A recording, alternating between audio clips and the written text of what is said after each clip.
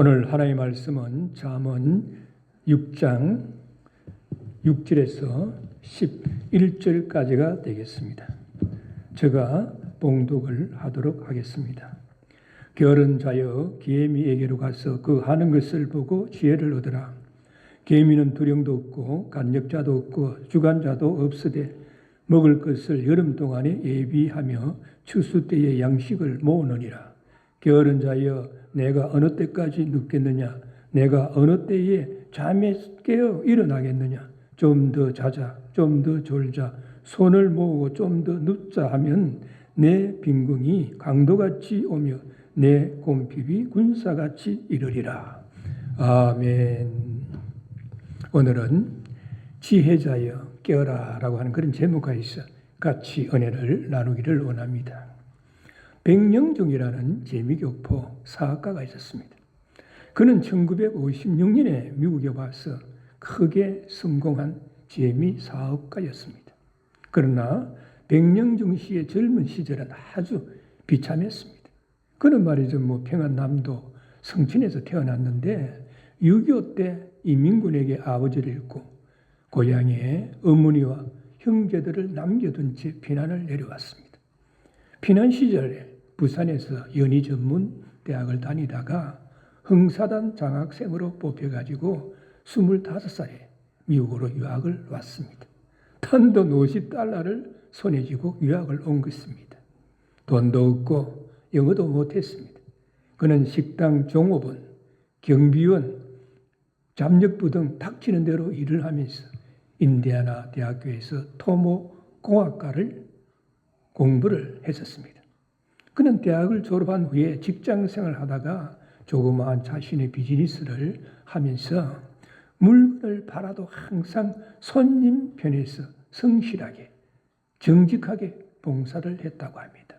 손님, 이 물건은 곧 떨어질 것 같습니다. 참고하셔서 혹 필요하다면 더 사두는 게 좋을 것 같습니다. 이렇게 이야기하면 나중에 말이죠, 그 물건이 바닥에 나고 말았다는 것입니다. 손님, 이 물건은 좀 있으면 가격이 좀 더 내려갈 것 같습니다. 지금 필요하지 않다라고 하면 좀 더 기다렸다가 사시죠. 그러면 말이죠, 나중에 그 물건 값이 내려갔다고 합니다. 그는 하나님이 주시는 지혜와 성실과 정직으로 거리처를 넓혀 나갔다고 합니다. 그 결과 하나님의 도우심에 힘을 입어가지고 1975년도에 페코 엔지니어링이라고 하는 회사를 세운 뒤에 주름잡이 빔을 개발해가지고 미국의 경량 철골 시장에서 60% 정도를 차지하는 이 분야에 최고 가는 그런 기업이 되어가지고 그는 큰 돈을 벌었습니다. 그는 마침내 억만장자가 되었습니다. 단돈 $50를 가지고 혈혈단신으로 미국에 온 청년 백령중. 그는 성공하여 잘 살아보겠다라고 하는 그런 큰 꿈을 가지고 왔습니다. 그 꿈을 이루기 위해서 하나님이 주시는 지혜로 성실함과 부지런함과 정직으로 일을 했습니다. 또한 마음 중심에 예수님을 최고 경영자로 모시고 항상 그 은혜에 감사하면서 일을 했습니다. 그러므로 지혜와 성실과 부지런함과 정직이 최고인 것입니다. 인간적이고 세상적인 방법이 아니라 하나님의 지혜로 성실하게 부지런히 정직하게 일을 할 때에 성공이라고 하는 그런 열매가 맺혀지는 것입니다. 반면에 말이죠, 게으른 자는 머리가 아무리 좋고 유능하다 할지라도 실패할 수밖에 없습니다. 그래서 사도 바울은 데살로니가후서 3장 10절에서 누구든지 일하기 싫어하거든 먹지도 말게 하라 라고 말씀을 하셨고, 솔로몬은 오늘 본문에서 게으른 자여 기애미에게로 가서 그 하는 것을 보고 지혜를 얻으라 라고 말씀을 하고 있습니다. 그래서 오늘 본문의 첫 번째 파트인 6절에서 8절에 보면 기애미의 생활을 통해서 지혜를 얻으라 라고 말씀하고 있습니다. 기애미의 어떤 생활을 통해서 지혜를 얻어야 되겠습니까? 첫째는 말이죠, 기애미는 부지런히 일한다라고 6절에서 말씀하고 있습니다. 여기 보니까 게으른 자여 계미에게로 가서 그 하는 것을 보고 지혜를 얻으라라고 말씀하고 있습니다. 오늘 본문에서는 계미의 생활을 통하여 게으름에 관련된 근면의 말씀을 우리들에게 주고 있습니다.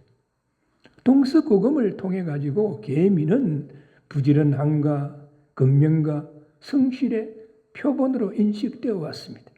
그래서 말이죠. 저자는 본질에서 계미의 생활에 대하여 매우 세밀하고도 사실적인 묘사를 하면서 계미는 부지런하다는 것입니다.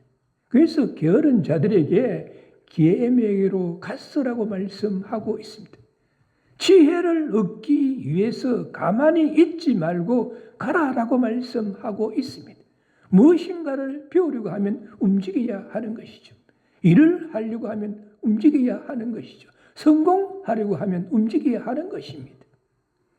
그런데 게으른 자는 움직이지 아니하고 움직이기를 싫어하는 그런 경향이 있습니다.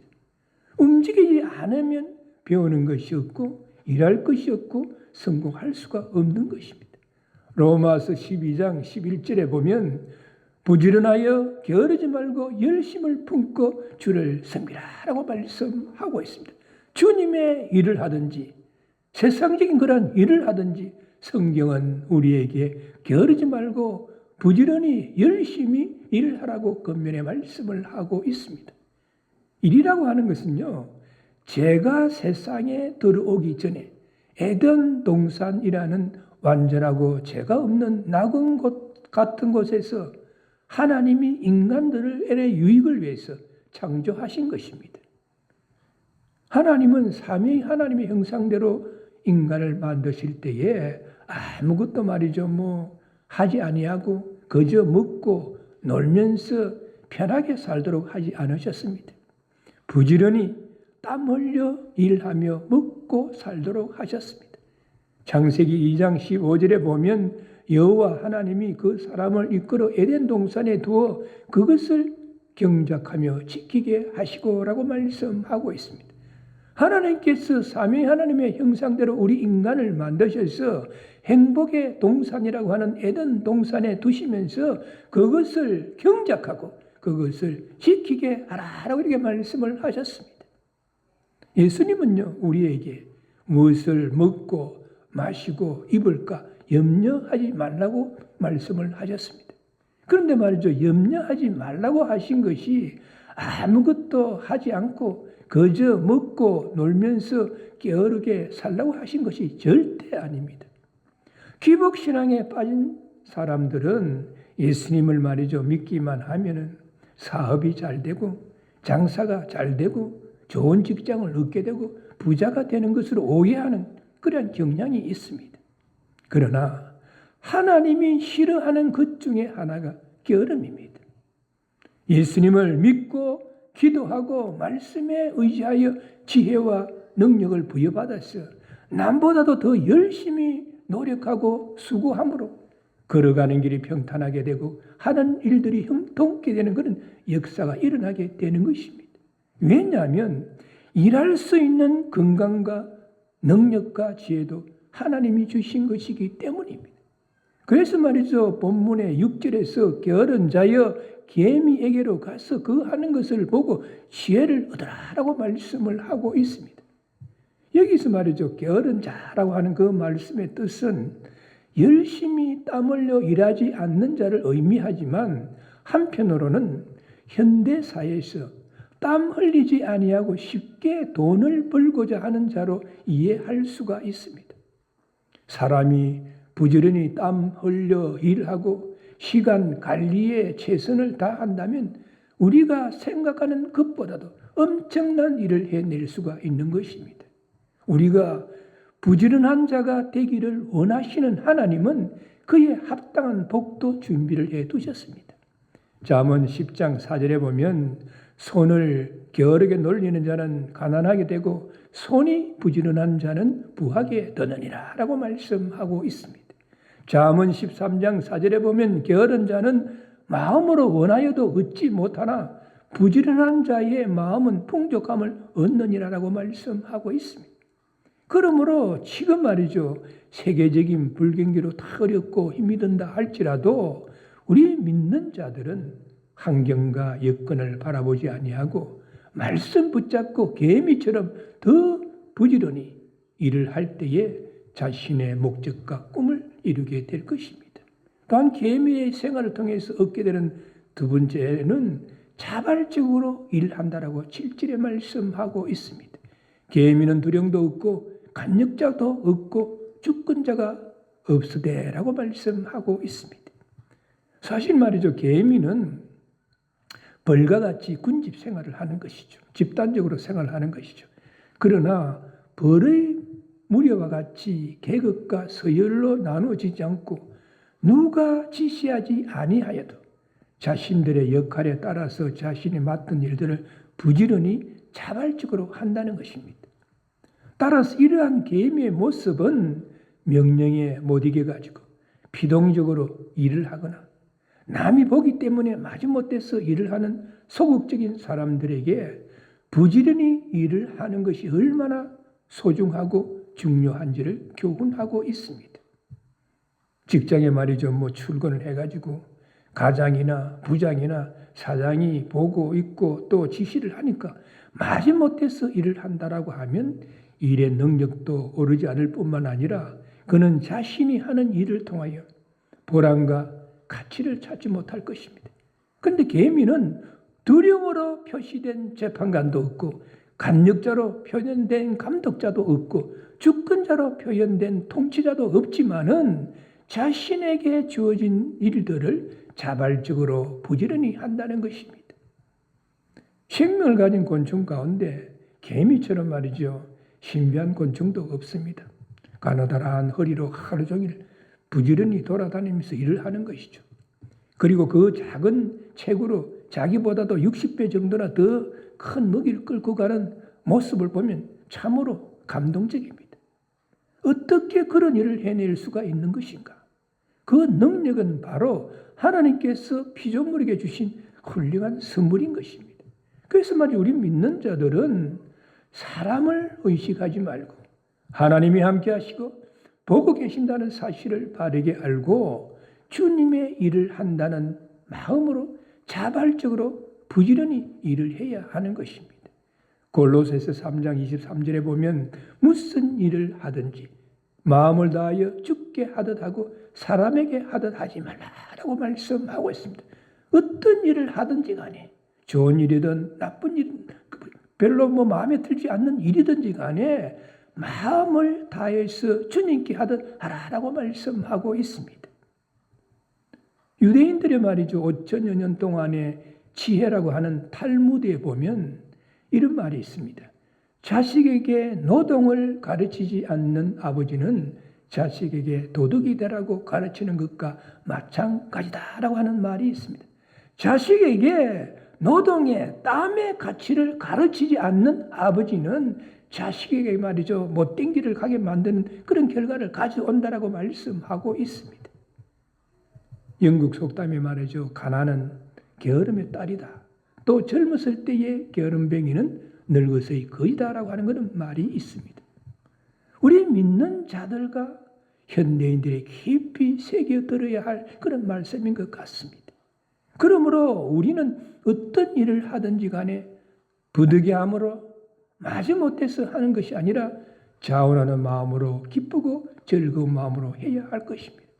그래서 우리가 말이죠. 개미처럼 부지런히 일하고 그리고 또 자발적으로 일을 해서 내일을 준비해야 한다라고 이렇게 8절에서 말씀하고 있습니다. 먹을 것을 여름 동안에 예비하여 추수 때에 양식을 모으느니라. 사람은요. 어느 누구나 자신의 앞날에 어떤 일이 일어날지 알지를 못하는 것이죠. 그래서 흔히 말하기를 한 치 앞도 내다볼 수 없는 것이 인생이다라고 이렇게 말을 하는 것이죠.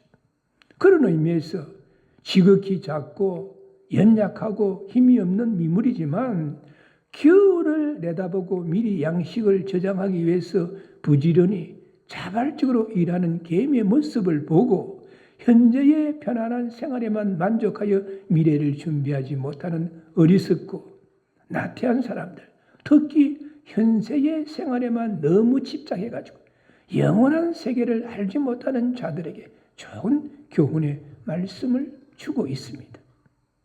우리가 말이죠, 간혹 길을 걸어가다가 보면 아이들이 먹다가 떨어뜨린 과자에 수많은 개미가 몰려있는 것을 발견하게 될 때가 있습니다.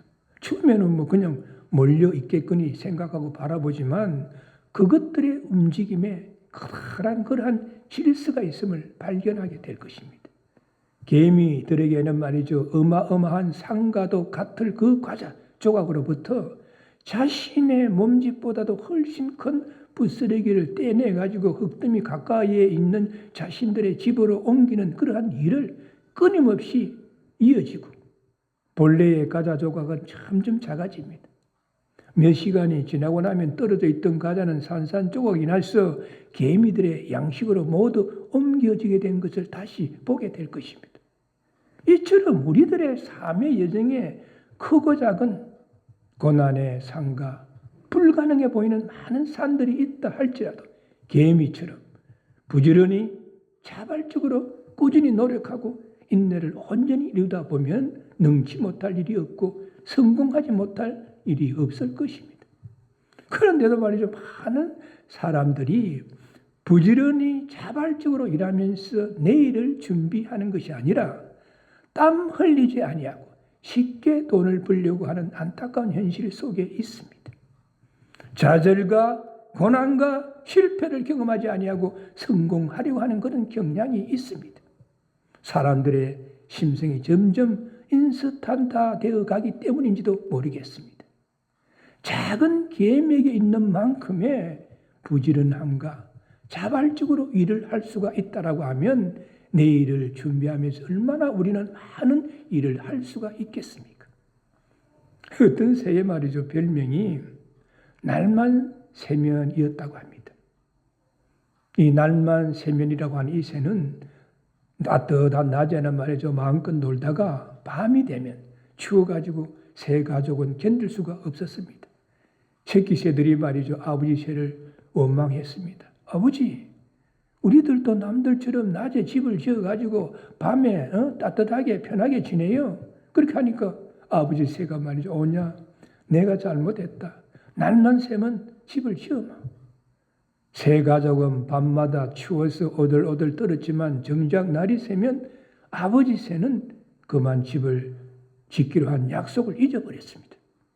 어느덧 해는 지고 또다시 추운 밤이 되었습니다.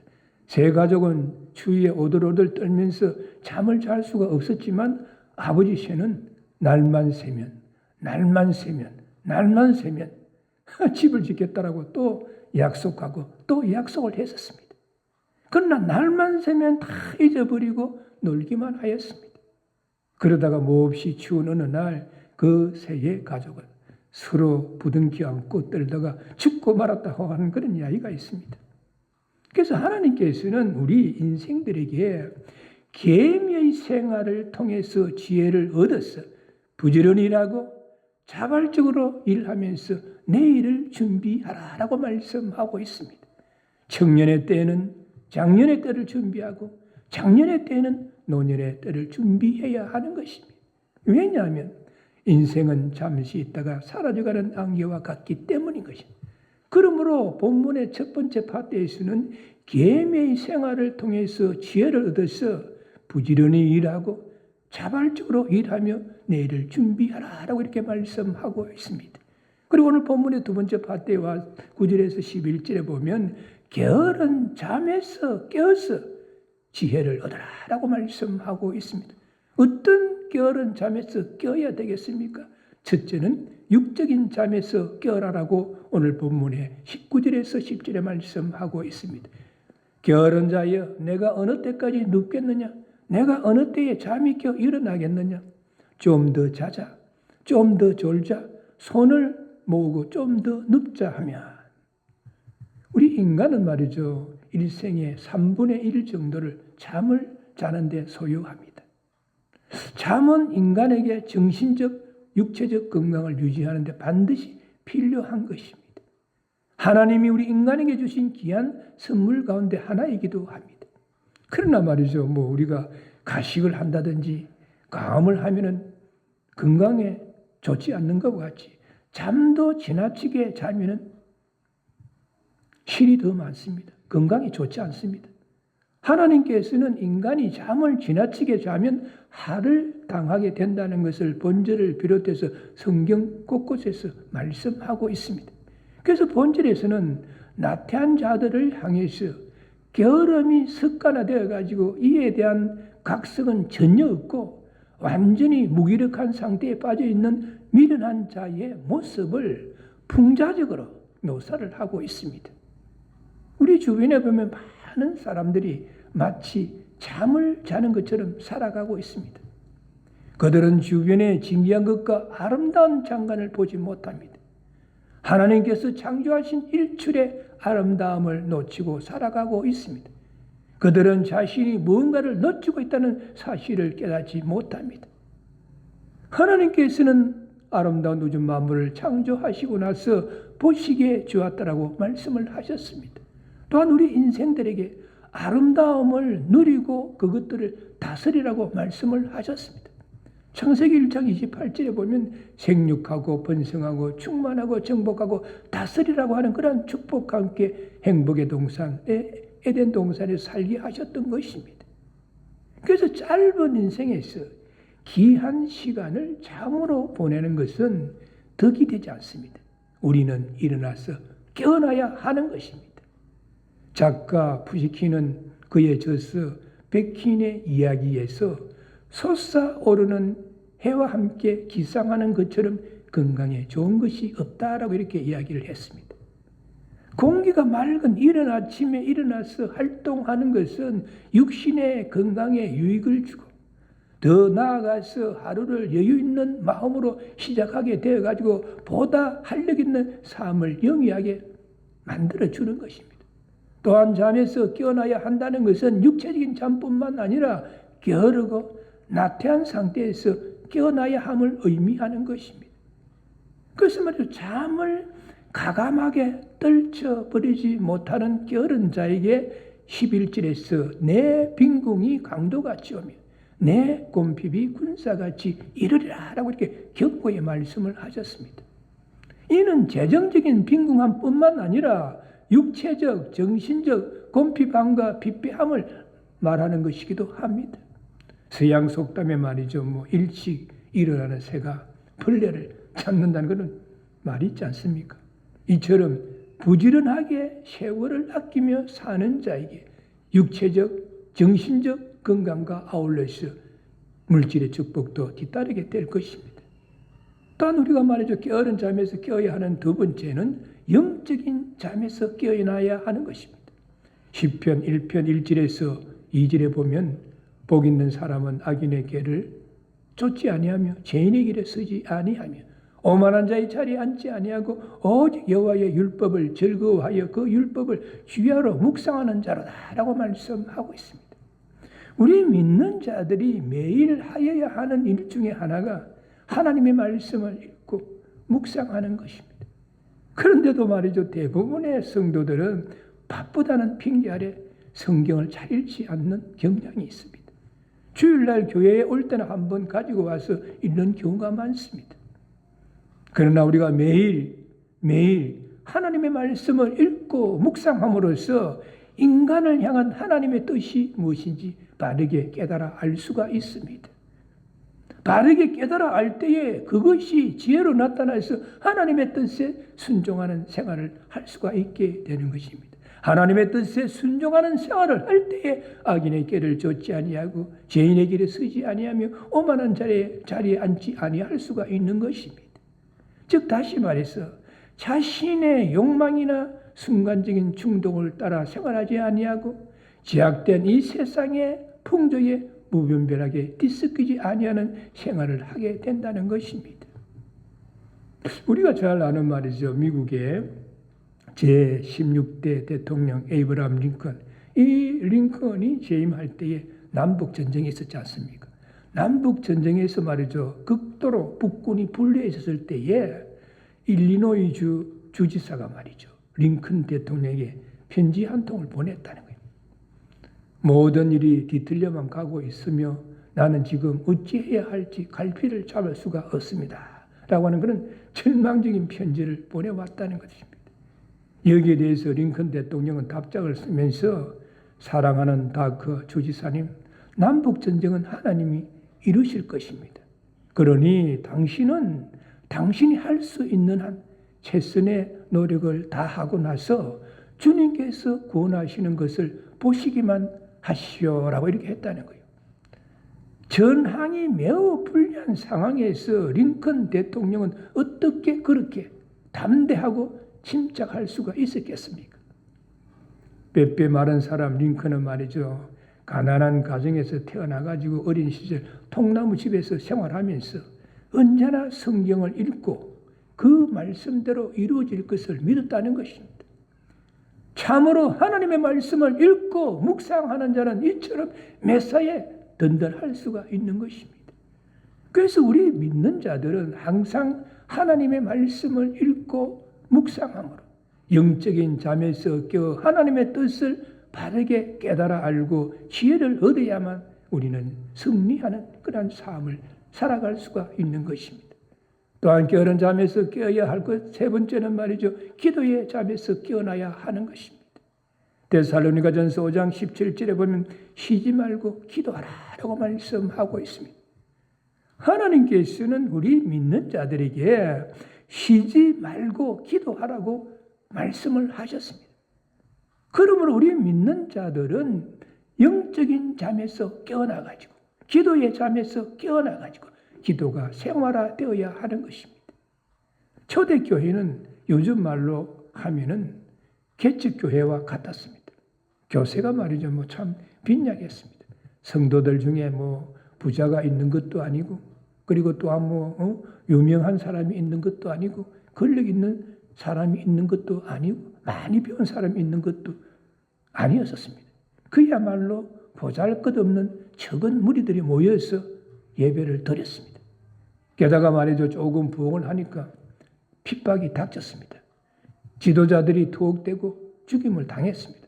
그래서 말이죠. 교인들 중에는 유대인 지방으로 가는 사람이 있었고 사마리아 지방으로 가는 사람도 있고 나라의 경계를 넘어가지고 다른 나라도 갔습니다. 안디옥을 비롯해서 당시 로마가 지배하고 있던 속국으로도 갔습니다. 그리고 마침내 세계의 수도 로마성까지 들어갔습니다.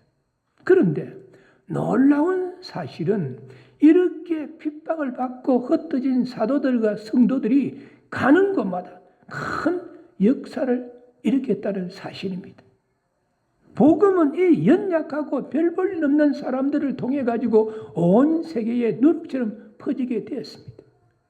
도대체 어떻게 이런 일이 가능할 수가 있었겠습니까? 그것은 말이죠. 바로 기도였습니다. 초대교회의 적은 무리들이 큰 복음의 역사를 감당할 수 있게 만든 원동력은 기도에서 나온 것이었습니다. 기독교 역사를 더듬어 보면 모든 역사의 열쇠가 기도였음을 우리는 발견하게 됩니다. 놀라운 영적 각성이 일어날 때마다 그 원인이 어디에 있었는가를 추적해 보면은 그 기착점은 하나님 앞에 엎드린 성도들의 기도였다는 것을 우리는 발견하게 됩니다. 설교에 말이죠. 왕자라고 불려지는 스펄전 목사님의 일화 중에 잘 알려진 이야기가 하나 있습니다. 한 번은 말이죠. 스펄전 목사님이 심무하는 교회에 목사님의 설교를 들은 유명 인사가 큰 은혜를 받았습니다. 그래서 말이죠. 예배 후에 목사님에게 설교에 많은 은혜를 받았습니다. 그 설교의 가마력이 어디에서 나옵니까? 그 영역의 비결은 무엇입니까? 라고 물어봤다는 거예요. 그에 대해서 스펄전 목사님이 대답하기를 특별한 비결은 없습니다. 다만 제게 능력을 공급하는 동력실이 있습니다. 거기서 신령한 힘, 영역이 공급되죠. 이렇게 이야기를 했더니 그랬더니 말이죠. 그런 동력실이 어디에 있습니까? 라고 다시 물어본 거예요. 그러니까 교회 지하실에 있습니다.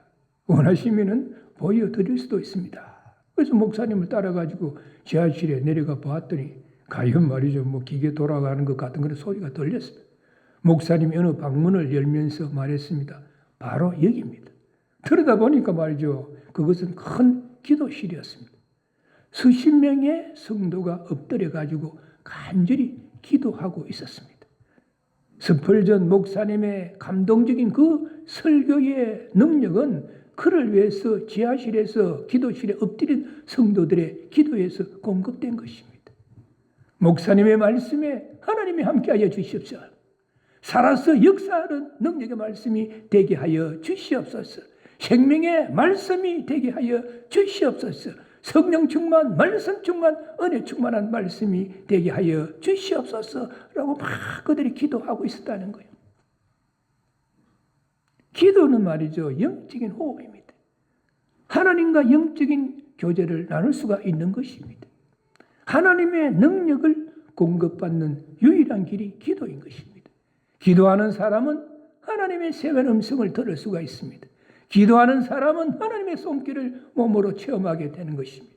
그러므로 기도하는 사람은 담대하게 세상을 향해서 나아갈 수가 있습니다. 오직 만군의 여호와 하나님만을 믿고 의지할 수가 있습니다.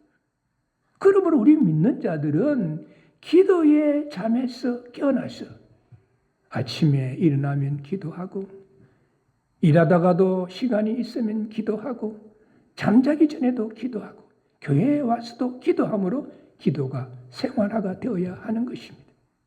그래서 우리 믿는 자들이 기도의 잠에서 깨어서 매일 쉬지 않고 기도 생활을 할 때 힘차게 앞으로 전진할 수가 있고 승리하는 그러한 삶을 살아갈 수가 있는 것입니다. 오늘 우리는 본문을 통해서 세 가지 교훈을 얻을 수가 있습니다. 첫째는 하나님의 지혜를 얻는 자는 시간을 아낀다는 겁니다. 두 번째로는 하나님의 지혜를 얻는 자는 선한 일에 부지런하다는 것입니다. 세 번째는 하나님의 지혜를 얻는 자는 영적인 일에 부지런하다는 것입니다. 우리 모두 육적인 잠, 영적인 잠, 기도의 잠에서 깨어나서 계미의 생활을 통하여 지혜를 얻어서 부지런히 일하고 자발적으로 일하며 내일을 준비하는 믿음의 소유자들이 되시기를 주님의 이름으로 축원합니다. 기도하시겠습니다. 사랑의 하나님, 화창한 새봄의 날씨 속에 오늘 저희들이 주님의 이름으로 모여서 하나님 앞에 신령과 진리로 예배를 드리게 하시고, 또한 진리의 말씀 안에서 지혜자들이 어떻게 생활해야 하는가에 대해서 은혜를 나눌 수 있게 하심을 감사를 드립니다. 오늘 진리의 말씀은 우리에게 교훈하시기를 육적인 잠에서 깨어나고 영적인 잠에서 깨어나고 또한 기도의 잠에서 깨어나서 개미처럼 부지런히 일하며 자발적으로 일하여서 내일을 준비하는 믿음의 소유자들이 되라라고 말씀하셨사오니 우리 모두가 이 말씀을 붙잡고 좌로나 우로나 치우치지 아니하고 지혜자의 길을 걸어감으로써 하나님이 예비하신 복을 받아 누리는 믿음의 소유자들이 될 수 있도록 우리 모두를 인도하시고 넘치도록 축복하여 주옵소서. 우리 주 예수 그리스도의 이름으로 간절히 기도드리옵나이다. 아멘. 지금은 우리 인생들을 구원하시기 위하여 이 땅에 오셔서 수고하고 무거운 짐진 자들아 다 내게로 오라. 내가 너희를 쉬게 하리라고 말씀하시면서 우리 인생들을 구원의 길로 인도하신 우리 주 예수 그리스도의 은혜와 독생자 예수 그리스도를 아끼지 아니하시고 이 땅에 보내주셔서 우리 인생들을 구원하게 하신 하나님의 크신 사랑과 오늘도 우리들의 마음 가운데 내재하시고 감화 감동케 하시는 성령님의 역사하심이 오늘 전거된 말씀을 다시 한번 붙잡고 개미처럼 부지런히 일하고 자발적으로 일하여서 내일을 잘 준비하는 삶을 살아가며 신앙생활을 하기를 소원하는 이 자리에 머리 숙인 모든 분들과 그 가정과 삶의 현장 위에 지금으로부터 영원까지 함께할지어다. 아멘.